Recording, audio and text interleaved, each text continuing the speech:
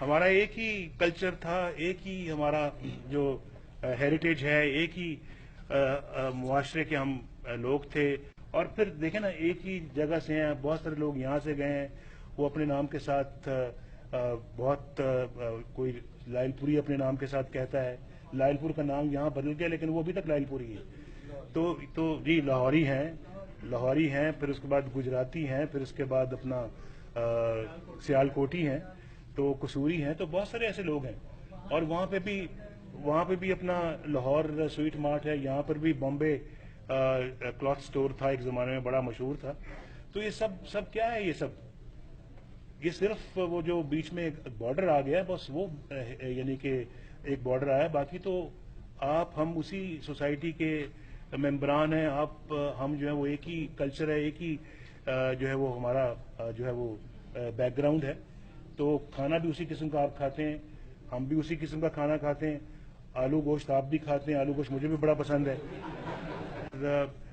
इसमें उसमें मैंने जो इंडियन लीडर्स को जिनका मैंने जिक्र किया है, मैंने उनको बहुत ज़्यादा इसमें कीन पाया है। शायद इतना कीन मैं भी नहीं था, या शायद कीन था, लेकिन मैं शायद हिचकिचाता था कि शायद कोई इसका कोई गलत मतलब न लिया जाए या कोई ऐसी बात ना हो जाए।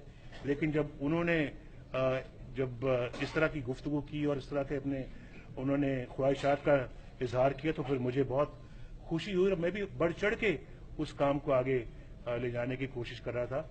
और मैंने यहाँ खुद कहा है, जब वाजपेयी साहब ने इस बात का गिला किया कि जनाब देखें, एक तरफ तो लाहौर डिक्लेरेशन हो रहा है और दूसरी तरफ जो है वो कारगिल का वो मिस एडवेंचर करके मेरी पीठ पर छुरा घोंपा गया।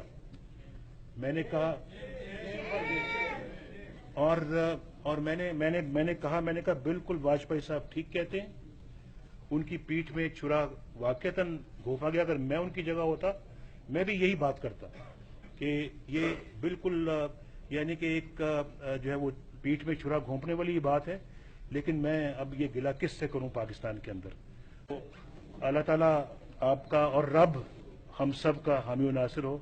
आप भी रब कहते हैं, हम भी रब कहते हैं। जिस रब को आप रब कहते हैं, हम भी उसको रब कहते हैं।